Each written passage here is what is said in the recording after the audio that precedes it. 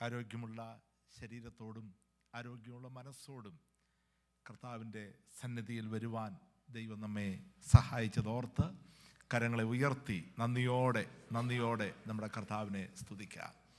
Hallelujah.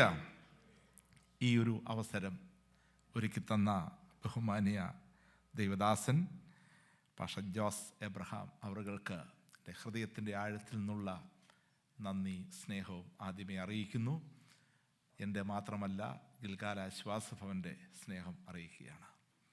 എന്നെ ഇവിടേക്ക് ക്ഷണിച്ച പ്രിയ Babu uncle, പ്രിയ glory anti, ആ കുടുംബത്തോടുള്ള അകമഴിഞ്ഞ ഗിൽഗാൽ ആശ്വാസഭവൻ്റെയും എൻ്റെ ഈ സ്നേഹം അറിയിക്കുകയാണ്. പ്രത്യേകിച്ച് ഒക്ലഹോമ പെന്തക്കോസ്റ്റ് ഫെലോഷിപ്പിൽ സജീവമായി പങ്കെടുക്കുന്ന അതിൻ്റെ ചുമതലക്കാർ എല്ലാവരെയും കർത്താവിൻ്റെ നാമത്തിൽ വന്ദനം ചെയ്യുന്നു. എനിക്ക് നിങ്ങളുടെ എല്ലാവരുടെയും പേര് പറയണമെന്ന് ആഗ്രഹമുണ്ട്. കർത്താവിന് സ്തോത്രം. കാരണം എന്നെപ്പോലെയുള്ള ഒരു വ്യക്തിക്ക് മറക്കാൻ കഴിയാത്ത കടപ്പാടുകൾ ഈ കൂട്ടായ്മയിലുണ്ട്. ഇവിടെയുള്ള പ്രിയപ്പെട്ടവരിൽ പലരും ഗിൽഗാൽ ആശ്വാസത്തിന് വന്നിട്ടുണ്ട്, ഞങ്ങളെ സഹായിച്ചിട്ടുണ്ട്, ഞങ്ങൾക്ക് വേണ്ടി പ്രാർത്ഥിച്ചിട്ടുണ്ട്. ഞാൻ പേരെടുത്ത് പറഞ്ഞാൽ എവിടെയെങ്കിലും വിട്ടുപോയെങ്കിൽ അത് ഒരു പോരായ്മയാകും. അതുകൊണ്ട് അതിലേക്ക് ഞാൻ കടക്കുന്നില്ല. ഷിബു തോമസ് പാസ്റ്ററെ ഓർത്ത് കർത്താവിനെ സ്തുതിക്കുന്നു. അതുപോലെ ബഹുമാന്യരായ ദൈവദാസന്മാർ ജിമ്മി അവരുകളെ ഓർത്ത് കർത്താവിനെ സ്തുതിക്കുന്നു. എല്ലാവരെയും ചുരുക്കം വാക്കിൽ വന്ദനം ചെയ്തുകൊണ്ട് ഈ ഒരു മീറ്റിങ്ങിൽ ദൈവവചനത്തോടൊപ്പം ഗിൽഗാലിൻ്റെ അനുഭവങ്ങൾ പങ്കിടുവാനായിട്ട് കർത്താവിൻ്റെ കൃപയിൽ ശരണപ്പെടുകയാണ്. കർത്താവിന് സ്തോത്രം. ഞാൻ ഈ രാജ്യത്ത് വരുവാൻ ശരിക്കും സാധിക്കുമെന്ന് ഓർത്തതല്ല. ഒരു വിവാഹത്തോടുള്ള ബന്ധത്തിൽ ഞാൻ എന്നെ ക്ഷണിച്ചതുകൊണ്ട് ഹൂസ്റ്റണിലേക്ക് കടന്നു വരാൻ ആഗ്രഹിച്ചു. അതിനു മുൻപ് ഞാൻ കുവൈറ്റിലേക്ക് എനിക്ക് ഒരു 2 ആഴ്ചത്തെ പ്രോഗ്രാം ഉണ്ടായിരുന്നു. ആ യാത്രയ്ക്ക് വേണ്ടി എനിക്ക് വേണ്ടി പ്രാർത്ഥിക്കുവാൻ ഒരു ദൈവദാസൻ ഞങ്ങളുടെ ഭവനത്തിൽ വന്നു. ആ കർത്തൃദാസൻ ഞങ്ങളുടെ മാതൃസഭയുടെ ദൈവദാസനായിരുന്നു. അദ്ദേഹത്തോട് ഞാൻ ഈ യാത്രയുടെ വിവരണങ്ങളൊന്നും പറഞ്ഞില്ല. എന്നാൽ അദ്ദേഹം പ്രാർത്ഥിച്ചപ്പോൾ ഇങ്ങനെ ഒരു വാക്ക് പ്രാർത്ഥിച്ചു: കർത്താവേ, നിൻ്റെ ദാസന് മറ്റ് ചില രാജ്യങ്ങളിലൂടെ പോകുവാൻ നിനക്ക് പ്ലാൻ ഉള്ളതിനാൽ സ്തോത്രം എന്നൊരു വാക്ക് അദ്ദേഹം പ്രാർത്ഥിച്ചു. അന്നേരം ഒരിക്കൽ പോലും ഞാൻ വിചാരിച്ചില്ല ഇവിടെ എത്താൻ പറ്റുമെന്ന്. എന്നാൽ ദൈവത്തിൻ്റെ നിശ്ചയമാണെന്ന് ഞാൻ പൂർണ്ണമായിട്ട് വിശ്വസിക്കുന്നു. ഹല്ലേലൂയ. ആ പ്രാർത്ഥിച്ചത് ഇവിടെ കീബോർഡ് വായിച്ച പ്രിയ ജോയൽ ജെയിംസ്, അദ്ദേഹത്തിൻ്റെ വൈഫ് നീനു, ആ കുടുംബമാണ്. ആ പ്രിയ മകൻ്റെ പിതാവാണ്. കർത്താവിന് സ്തോത്രം. ഞാനത് പറഞ്ഞപ്പോൾ എനിക്ക് ജോയൽ ഇവിടെ ആണെന്ന് എനിക്കറിയത്തില്ലായിരുന്നു. എന്നാൽ ഞാൻ ഇന്നത്തെ മീറ്റിങ്ങിൽ ശുശ്രൂഷിക്കുന്ന ഫ്ലെയർ കണ്ടപ്പോൾ അദ്ദേഹം എന്നെ അന്വേഷിച്ച് പിടിച്ച് എൻ്റെ ഫോൺ നമ്പറിൽ എന്നെ വിളിച്ചു. ആ സമയത്താണ് ഞാൻ മനസ്സിലാക്കുന്നത് അദ്ദേഹം ഇവിടെയാണെന്നുള്ളത്. ഇന്ന് ഒരുമിച്ച് ആയിരിക്കുന്നതിൽ എനിക്ക് അതിയായ സന്തോഷമുണ്ട്. തട്ടേക്കാട് IPC സഭയിലെ അനുഗ്രഹിക്കപ്പെട്ട ശുശ്രൂഷ ചെയ്യുന്ന ഞങ്ങളുടെ കുഞ്ഞുങ്ങളൊക്കെ ആ സഭയിലാണ് പോകുന്നത്. ഞങ്ങളുടെ ഒരു മാതൃസഭയും കൂടിയാണ്. ആ വിലപ്പെട്ട ദൈവദാസൻ വളരെ ആത്മാർത്ഥമായിട്ട് കർത്താവിനോട് നിൽക്കുന്നു. അദ്ദേഹത്തിൻ്റെ മകൻ ഈ രാജ്യത്ത് ഈ നിലയിൽ കർത്താവിന് വേണ്ടി ശോഭിക്കുന്നു എന്നറിഞ്ഞതിൽ ഒരുപാട് സന്തോഷമുണ്ട്, അഭിമാനമുണ്ട്. കർത്താവിൻ്റെ ദാസനെ അനുഗ്രഹിക്കട്ടെ എന്ന് പ്രാർത്ഥിച്ചുകൊണ്ട് ഒരു വേദഭാഗം നമുക്ക് കർത്താവിൻ്റെ സന്നിധിയിൽ വായിക്കാം. യോഹന്നാൻ്റെ സുവിശേഷം 14-ാം അധ്യായം 18-ാം വാക്യം ഒന്ന് വായിച്ച് സഹായിക്കാം. യോഹന്നാൻ്റെ സുവിശേഷം 14-ാം അധ്യായം 18-ാം വാക്യം.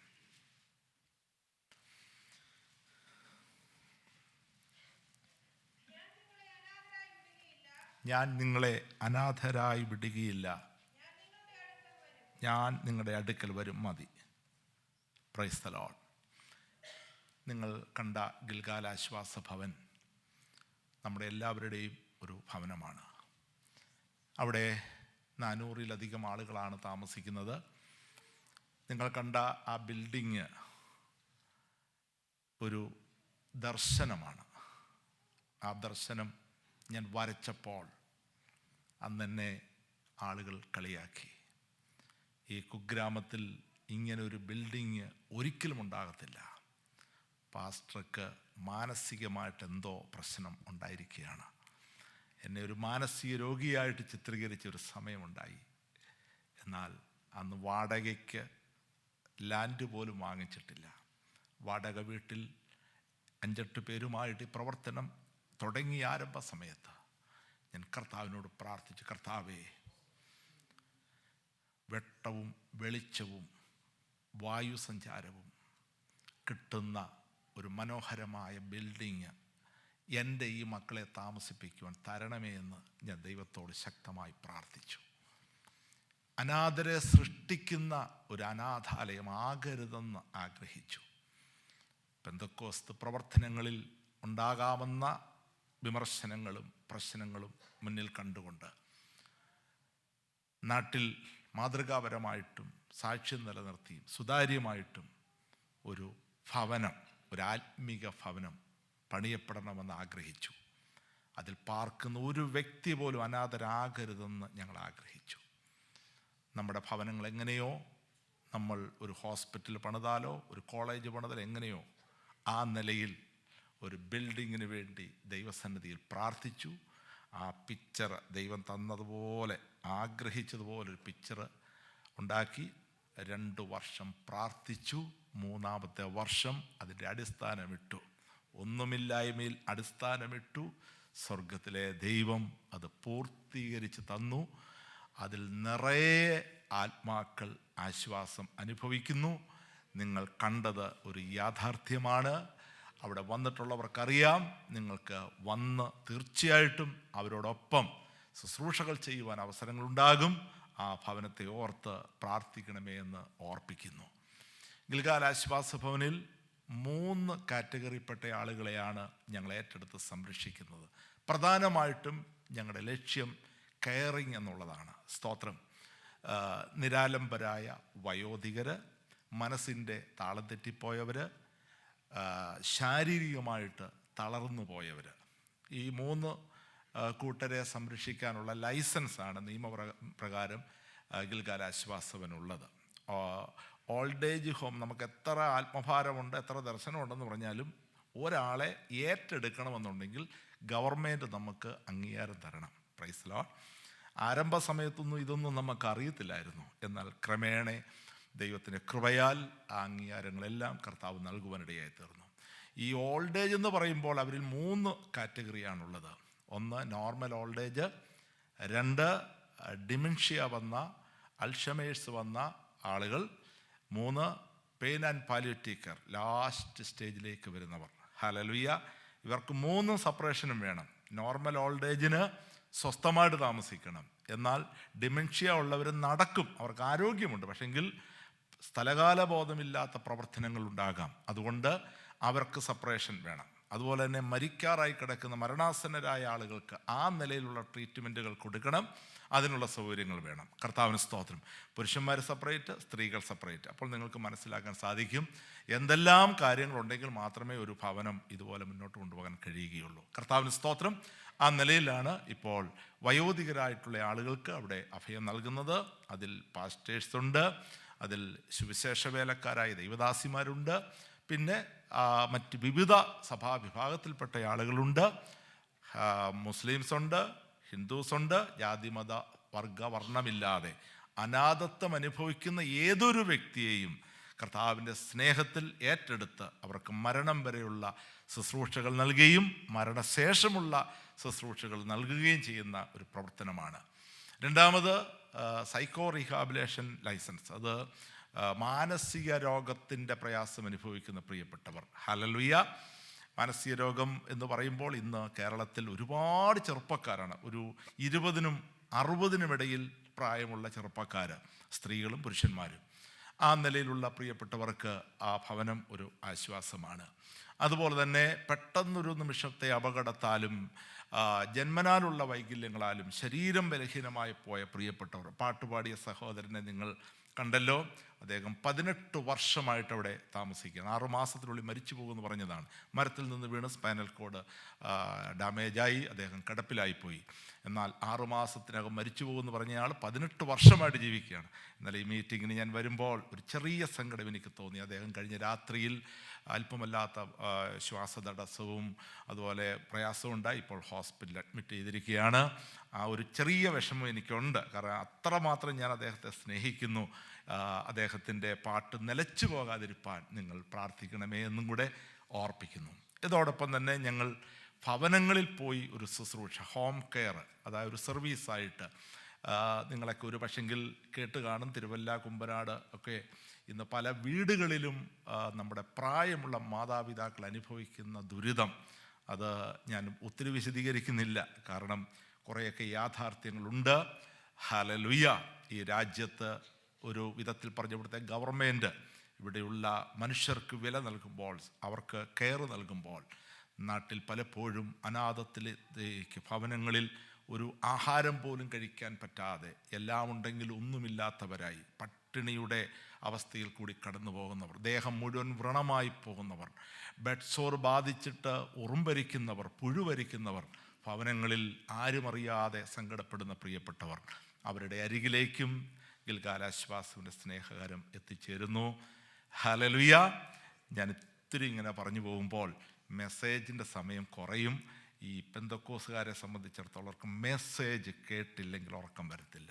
തീർച്ചയായിട്ടും ആ മെസ്സേജ്, എന്നോട് ചിലർ ചോദിക്കും, പാസ്റ്റർ സഭാ ശുശ്രൂഷ ചെയ്തിട്ടുണ്ടോ, പാസ്റ്റർ പ്രസംഗിക്കുമോ എന്നൊക്കെ ചോദിച്ചിട്ട്, ഞാൻ വലിയ പ്രസംഗനൊന്നുമല്ല, എങ്കിൽ പോലും ഞാനിതിങ്ങനെ പറഞ്ഞു പോയാൽ ഒരു പക്ഷെങ്കിൽ അതൊരു യോഗ്യതയാകത്തില്ല.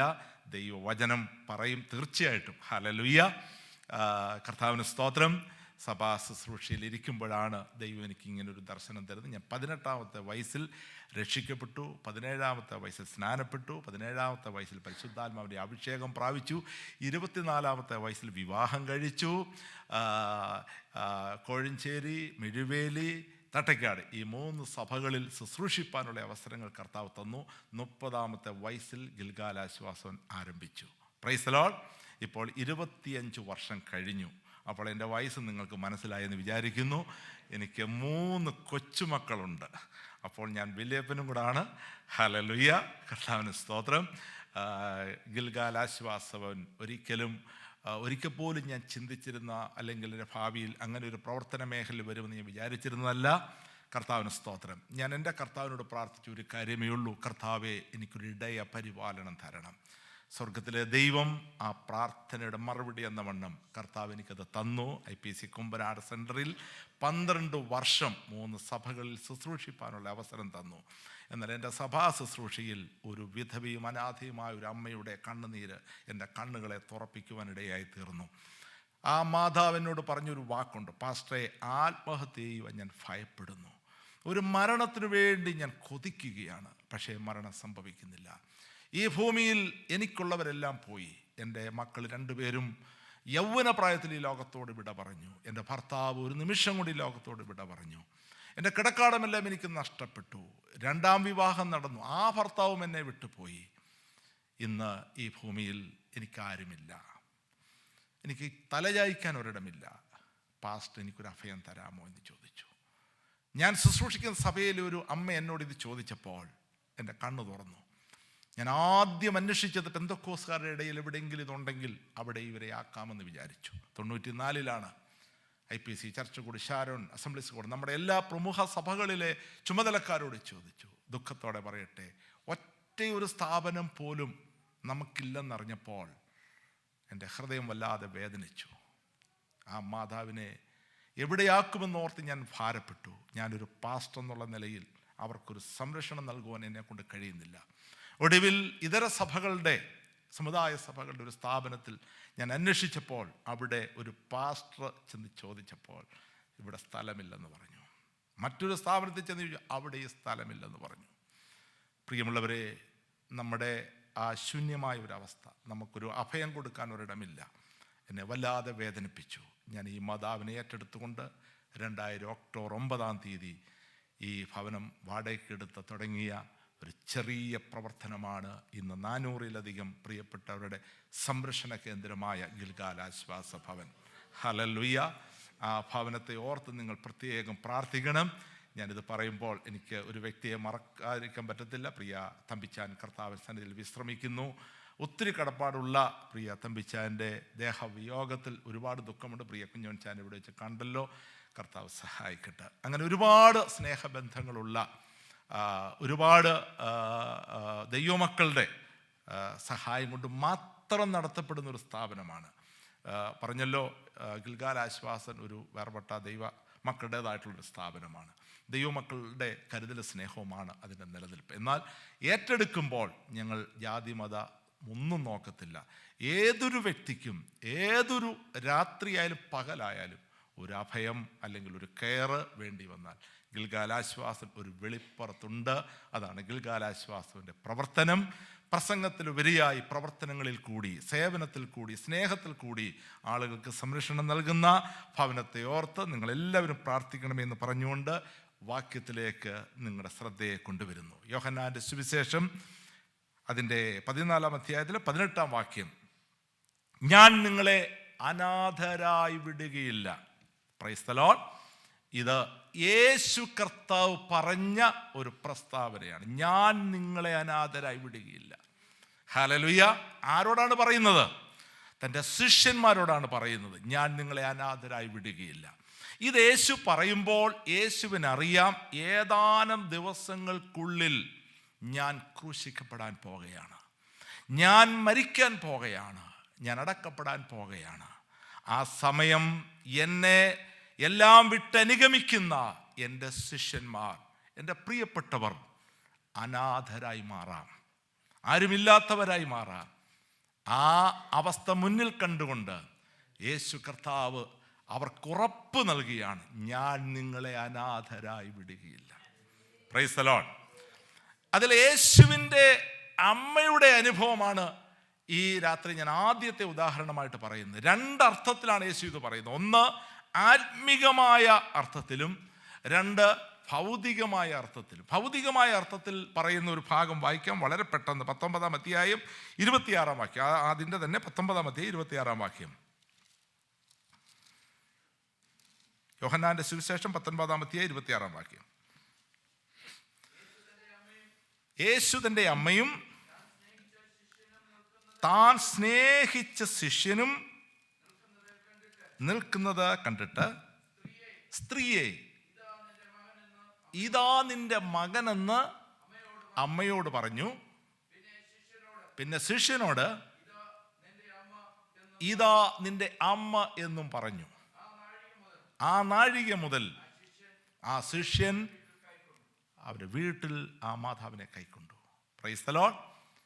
ഇവിടെ നമ്മളൊരു നടന്ന ഒരു കാര്യം, ഒരു യാഥാർത്ഥ്യമാണ് നമുക്ക് കാണാൻ കഴിയുന്നത്. ഇവിടെ നമ്മുടെ കർത്താവായ യേശു ക്രിസ്തു ക്രൂശിൽ കിടക്കുന്നു. യേശുവിൻ്റെ ക്രൂശിനരികിൽ യേശുവിൻ്റെ അമ്മയും യേശു സ്നേഹിച്ച ശിഷ്യനുമുണ്ട്.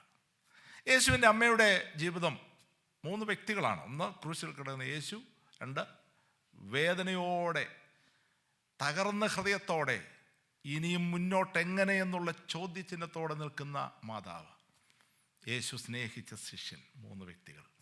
Price the Lord. ഹല്ലേലൂയ.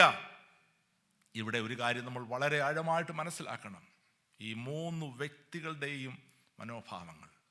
ഒന്ന്, യേശുവിനെ സംബന്ധിച്ചിടത്തോളം ക്രൂശ് എന്ന് പറയുന്നത് എത്ര അസഹനീയമായ വേദനയുടെ അനുഭവമാണ്. ക്രൂശ് എന്ന് പറയുന്ന ആത്മീയതയുടെ പരമോന്നതമായ ഒരു അവസ്ഥയാണ്. ക്രൂശ് എന്ന് പറയുന്നത് വേദന കൊണ്ട് പൊളയുന്ന ഒരു അനുഭവമാണ്. ഭാവനയിൽ നമുക്കൊന്ന് ചിന്തിക്കാം.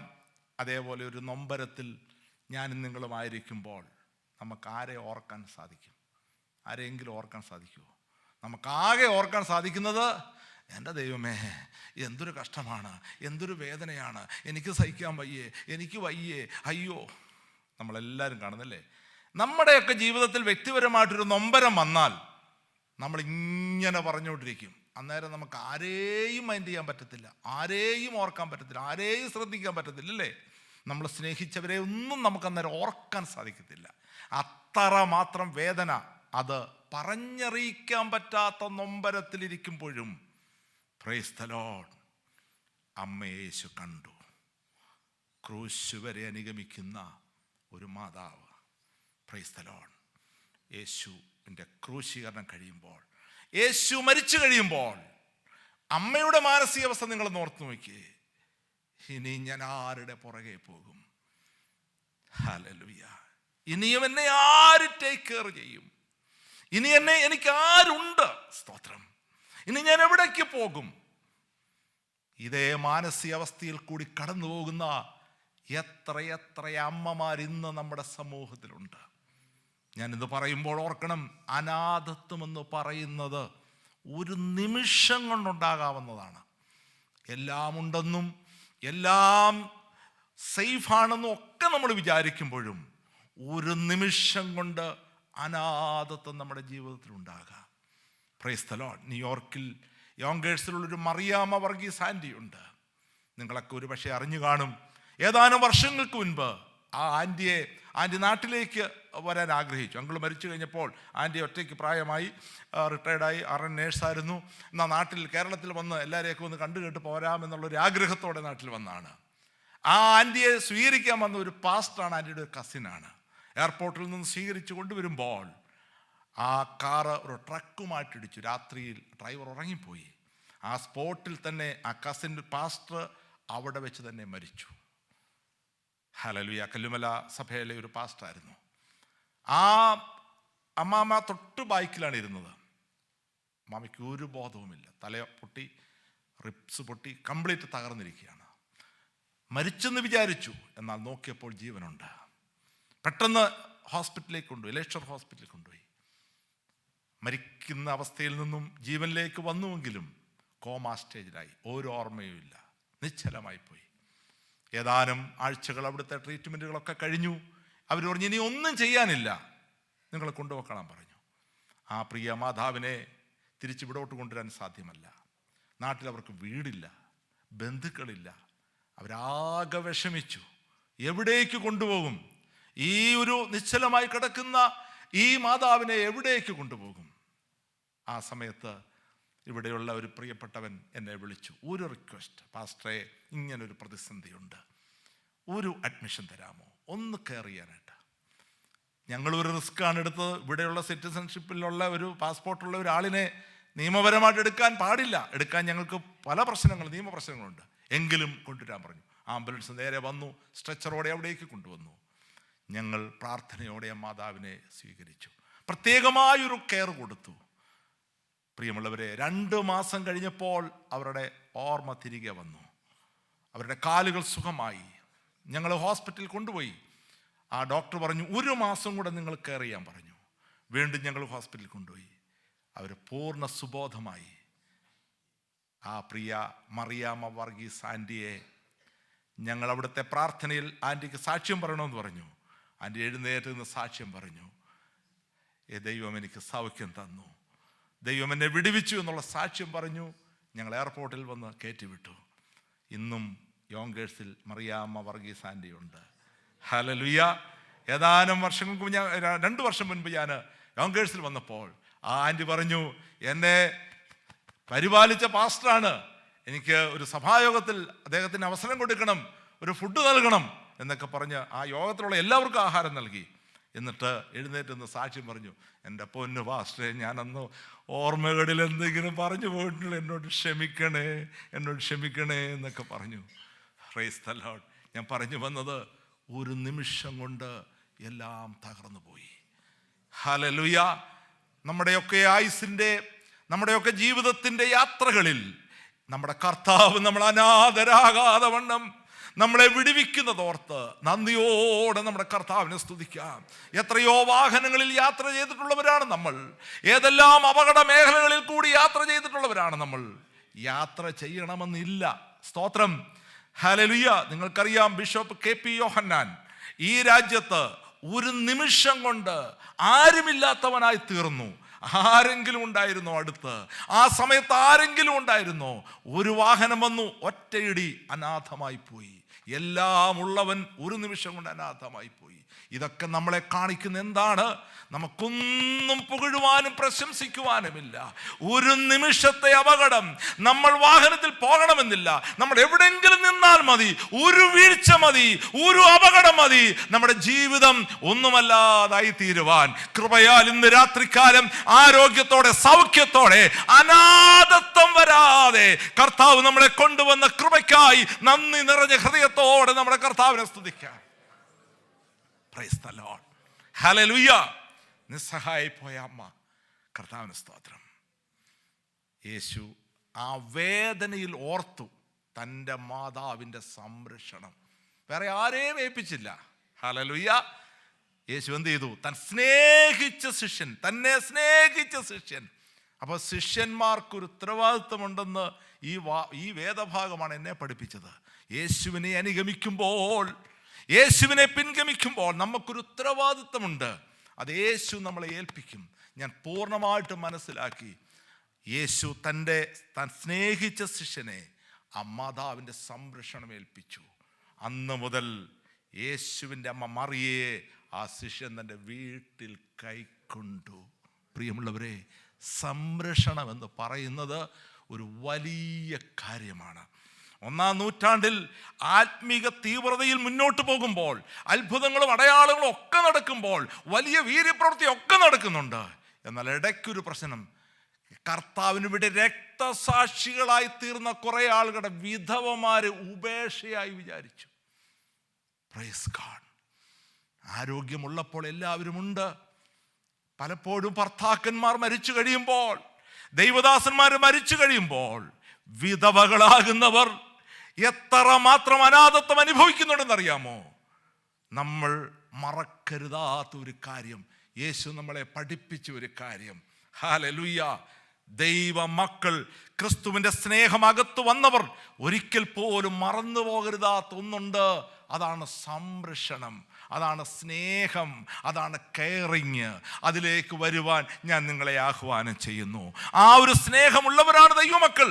ഞാനിത് പറയുമ്പോഴും നിങ്ങളുടെയൊക്കെ സ്നേഹം, ദൈവമക്കളുടെ സ്നേഹം എത്ര ആഴമായിട്ടുള്ളതാണെന്നുള്ളത് ഞങ്ങൾ മനസ്സിലാക്കുന്നു. അതെ, തീർച്ചയായിട്ടും ഏതെങ്കിലും കാരണം ആരെങ്കിലും നമുക്ക് സംരക്ഷിക്കുവാൻ കഴിയുന്നെങ്കിൽ, അത് ഗിൽഗാലിനോടുള്ള ബന്ധത്തിൽ മാത്രമല്ല ഞാൻ പറയുന്നത്, ഈ രാജ്യത്ത് നമുക്ക് സംരക്ഷിക്കാൻ കഴിയുന്നെങ്കിൽ, ലോകത്തിൻ്റെ എവിടെയെങ്കിലും നമുക്ക് സംരക്ഷിക്കാൻ കഴിയുന്നെങ്കിൽ, നമ്മുടെ പ്രിയപ്പെട്ടവരെ നമുക്ക് സംരക്ഷിക്കാൻ കഴിയുന്നെങ്കിൽ, അതിൻ്റെ അത്രയും വലിയൊരു ശുശ്രൂഷ വേറൊന്നുമില്ല. Price the Lord. ഞാൻ ആ ടോപ്പിക് അവിടെ അവസാനിപ്പിക്കുകയാണ്. ഇവിടെ യേശു പറഞ്ഞതിൻ്റെ പിന്നിൽ മറ്റൊരു വലിയൊരു ആത്മീയ അർത്ഥമുണ്ട്. ഞാൻ നിങ്ങളെ അനാഥരായി വിടുകയില്ല എന്ന് പറഞ്ഞത്, ഹല്ലേലൂയ, യേശുവിനറിയാം യേശു സ്വർഗാരോഹണം ചെയ്തു കഴിയുമ്പോൾ, അല്ലെങ്കിൽ യേശു ക്രൂശിക്കപ്പെട്ട് മരിച്ചു കഴിഞ്ഞു കഴിയുമ്പോൾ ഇവരുടെയൊക്കെ ജീവിതത്തിൽ ഉണ്ടാകാൻ പോകുന്ന പ്രശ്നം നിങ്ങൾക്കറിയാം. എന്താ സംഭവിച്ചെന്നുള്ളത് ഞാൻ വിശദീകരിക്കുന്ന സമയത്തിൻ്റെ പരിമിതി കൊണ്ട്. ഹല്ലേലൂയ. പത്രോസ് എന്താണ് കാണിച്ചത്? ശിഷ്യന്മാരെന്താണ് കാണിച്ചത്? ചിതറുവാനിടയായി തീർന്നു, പിന്മാറുവാനിടയായി തീർന്നു. സത്യത്തിൽ എത്രമാത്രം യേശുവിന് ദുഃഖമുണ്ടായി കാണും. പ്രിയമുള്ളവരെ, നമ്മളൊക്കെ സാഹചര്യങ്ങൾ പ്രതികൂലമായാൽ, ജീവിതത്തിൽ പ്രശ്നങ്ങൾ വന്നാൽ ഏത് നിലയിൽ നമുക്ക് നിൽക്കാൻ കഴിയും. എന്നാൽ കർത്താവ് പറഞ്ഞു, ഞാൻ പോകും. ഞാൻ പോകാഞ്ഞാൽ കാര്യസ്ഥൻ നിങ്ങളുടെ അരികിൽ വരികയില്ല. ഞാൻ എന്നും നിങ്ങളോടുകൂടി ഇരുന്നാൽ, ഹല്ലേലൂയ, നിങ്ങൾക്ക് മോചനം കിട്ടത്തില്ല, നിങ്ങൾക്ക് രക്ഷ കിട്ടത്തില്ല. സ്തോത്രം. അതറിയാവുന്ന കർത്താവ് പറഞ്ഞു, എൻ്റെ സമയമായി, ഹല്ലേലൂയ, എൻ്റെ സമയം അടുത്തിരിക്കുന്നു. നിങ്ങളെ അനാഥരായി ഒരിക്കലും ഞാൻ വിടത്തില്ല. വളരെ വേഗം പറഞ്ഞു പോകുകയാണ്. ഇവിടെ കർത്താവ് ഒരു കാര്യം അതിന് തൊട്ട് മുൻപ് പറയുന്നുണ്ട്. വായിക്കാം. 14-ാം അധ്യായം അതിൻ്റെ 16-ാം വാക്യം ഒന്ന് വായിക്കാമോ?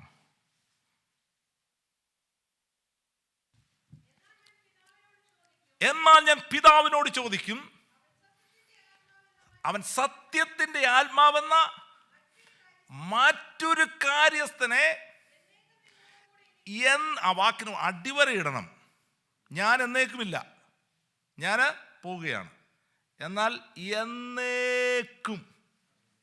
Price the Lord. അതാണ് ഇന്ന് നമ്മൾ അനുഭവിക്കുന്നത്. ഹല്ലേലൂയ. എന്നേക്കും നിങ്ങളോടുകൂടി ഇരിക്കുവാൻ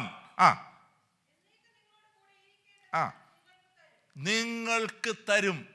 ആ കാര്യസ്ഥനാണ് പെന്തക്കോസ്തുകാരുടെ പ്രധാനമായിട്ടുള്ള വളർച്ചയുടെയും നിലനിൽപ്പിൻ്റെയും വ്യക്തിപരമായ അനുഭവത്തിൻ്റെയും അടിസ്ഥാനം. അതെവിടെ ഇല്ലാതാകുന്നോ അവിടെ പെന്തക്കോസ്ത് ശൂന്യമാകും. Praise the Lord. ഞാൻ പറയുമ്പോൾ ഒന്നുകൂടെ മനസ്സിലാക്കാൻ വേണ്ടി പറയുകയാണ്. നമുക്ക് ജനങ്ങളെ പിടിച്ചു നിർത്തുവാൻ വേണ്ടി ഇവിടെ ഒന്നുമില്ല. ഉണ്ടോ? ഞാനൊരു ഇതല്ലാതൊരു സാധനം ഇട്ട് കഴിഞ്ഞാൽ ഞാൻ അങ്ങനെ പറയുന്നത് തോന്നില്ല. അത് കാണുമ്പം നമുക്ക് തോന്നത്തില്ല പാസ്റ്റർ ഒരു ഇന്നവരാണെന്ന്.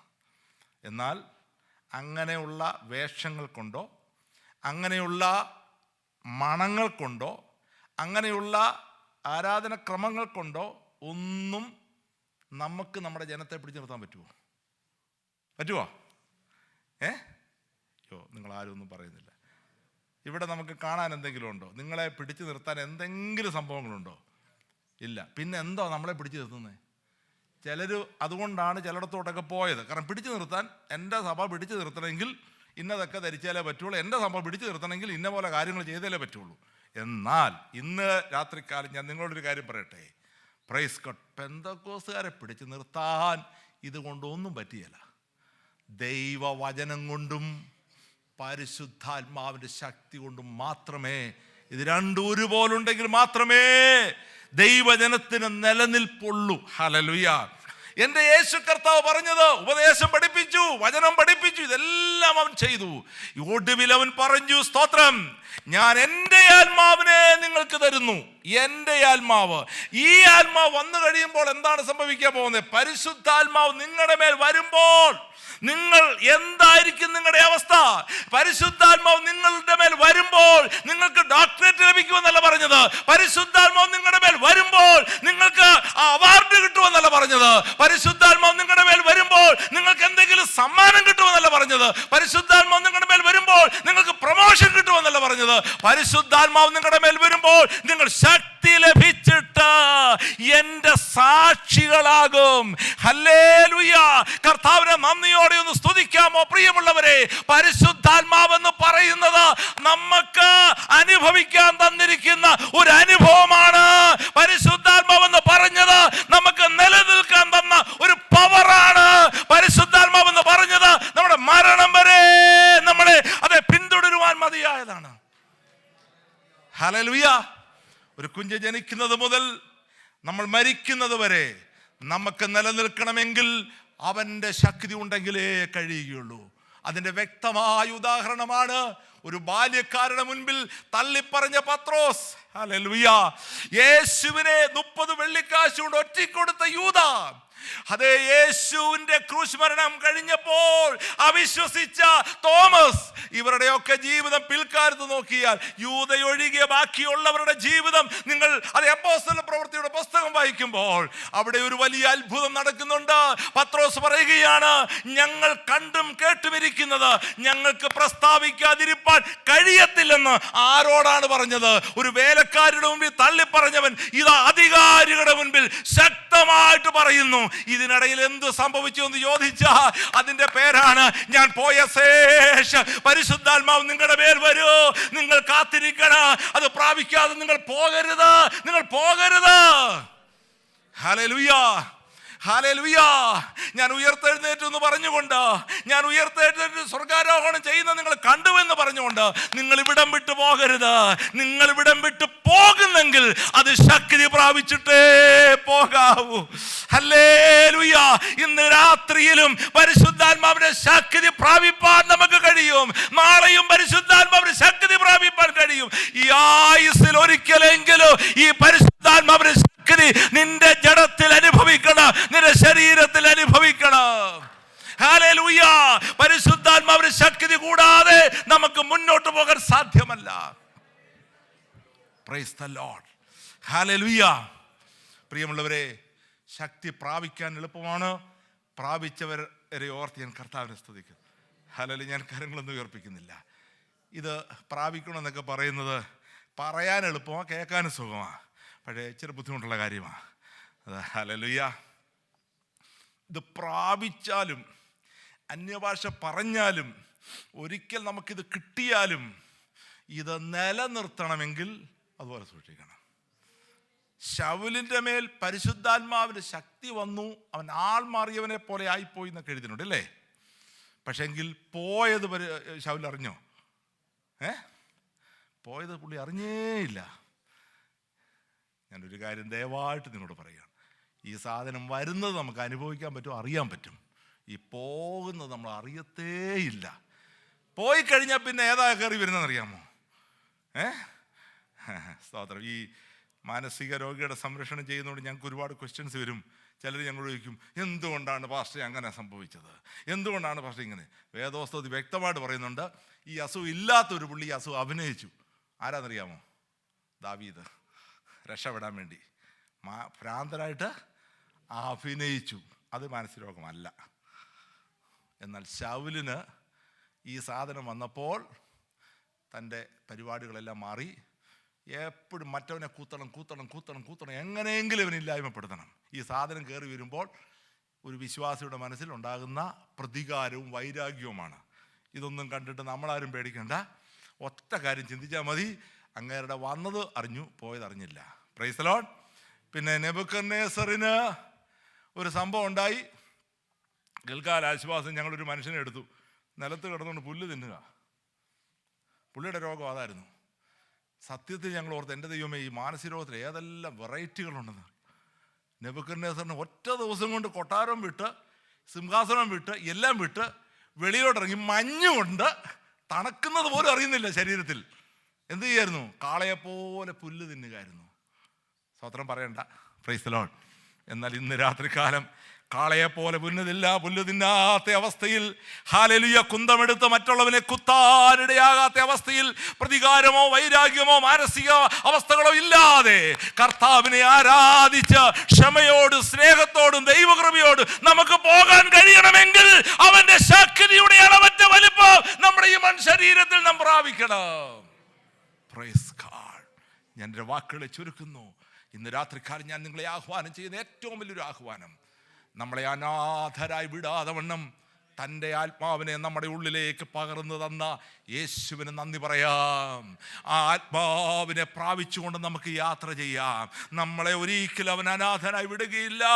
ഏത് ജീവിതത്തിൻ്റെ ഏകാന്തതയിലും ഒറ്റപ്പെടലിൻ്റെ അനുഭവങ്ങളിലും അപകടകരമായ അവസ്ഥകളിൽ കൂടി കടന്നു പോകുമ്പോഴും, നമ്മുടെ ബെഡ്റൂമിലായിരിക്കുമ്പോഴും അവിടെ ഇറങ്ങി വരുന്നതാണ് ദൈവത്തിൻ്റെ പരിശുദ്ധാത്മാവ്. ആ ആത്മാവിൻ്റെ ശക്തിയോടെ, ആത്മാവിൻ്റെ സാന്നിധ്യത്തോടെ, ഞാൻ അനാഥനല്ല, എൻ്റെ കർത്താവ് എൻ്റെ ആത്മാവിനെ എനിക്ക് തന്നിട്ടുണ്ട് എന്ന ഉറച്ച വിശ്വാസത്തോടെ നമുക്ക് യാത്ര ചെയ്യാം. ഈ വചനങ്ങളാൽ ദൈവം നമ്മെ എല്ലാവരെയും അനുഗ്രഹിക്കട്ടെ. അവസരം നൽകിയ ദൈവദാസനോട് നന്ദി പറയുന്നു. ഗിൽഗാൽ ആശ്വാസവനെ ഓർത്ത് നിങ്ങൾ പ്രാർത്ഥിക്കണമേ. ആ പ്രവർത്തനങ്ങൾക്ക് വേണ്ടി ആരെന്ത് നൽകിയാലും അത് 100% അതിനുവേണ്ടി മാത്രമായിരിക്കും എന്നുള്ള കാര്യം കൂടെ പറഞ്ഞുകൊണ്ട് നിർത്തുന്നു. ദൈവം നമ്മെ അനുഗ്രഹിക്കട്ടെ.